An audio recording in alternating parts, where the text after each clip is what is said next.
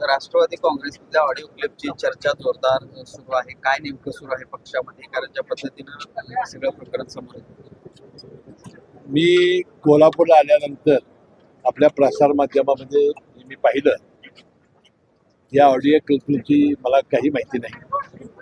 मी गेल्यानंतर माहिती घेण्याचा प्रयत्न करेन, परंतु आज उपमुख्यमंत्री सुनेत्रा पवार बहिणींनी यांच्या वतीनं सूत्रांनी जाहीर केलं की बाबा आम्ही लवकरात लवकर कोर कमिटीची बैठक घेऊन आपल्या पक्षामध्ये हा जो जे मतभेद चालू आहेत ते आम्ही निश्चितपणे संपवून वाटतं सुनेत्रा पवार बहिणी या सगळ्या हे पहिल्यातलं वादळ ठरेल आणि वादळ शांत होईल. पण पहिल्यातलं वादळ असलं तरी अजित पवार यांच्या संदर्भात आक्षेपार्ह वक्तव्य त्या ऑडिओ क्लिपमध्ये आहेत. अशा पद्धतीची चर्चा आहे.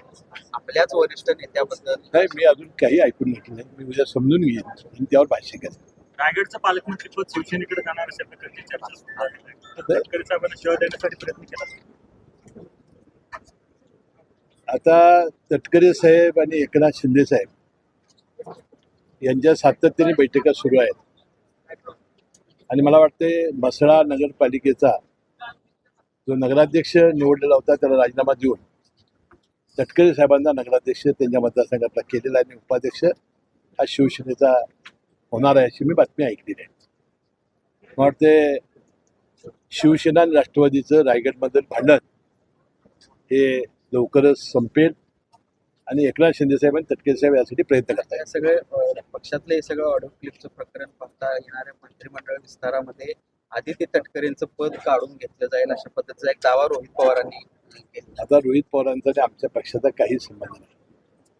वास्तविक त्यांनी आमच्या पक्षाबद्दल बोलावं हे फार मोठं आश्चर्य आहे आणि म्हणून ज्या वेळा सुनेत्रा पवार बहिणी जसा निर्णय घेतील त्याप्रमाणे ते घडेल.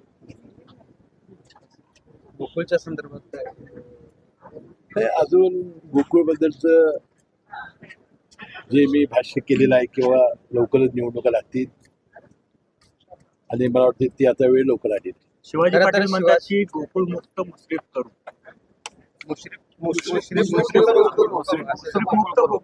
ते कोण सभासदाने करायचं काय शिवाय लोकांना? पण दोन दिवसापूर्वीच तुम्ही आभार मानले होते, ते काही बोललेले नाही. पण नाही, व्यक्तिगत टीका केली. व्यक्तिगत टीका, राजकीय टीका काय? तुम्ही सातत्यानं महायुती म्हणून ही निवडणूक लढवणार असं अजूनही ही निवडणूक महायुती म्हणूनच होईल आणि महायुतीचाच अध्यक्ष होईल.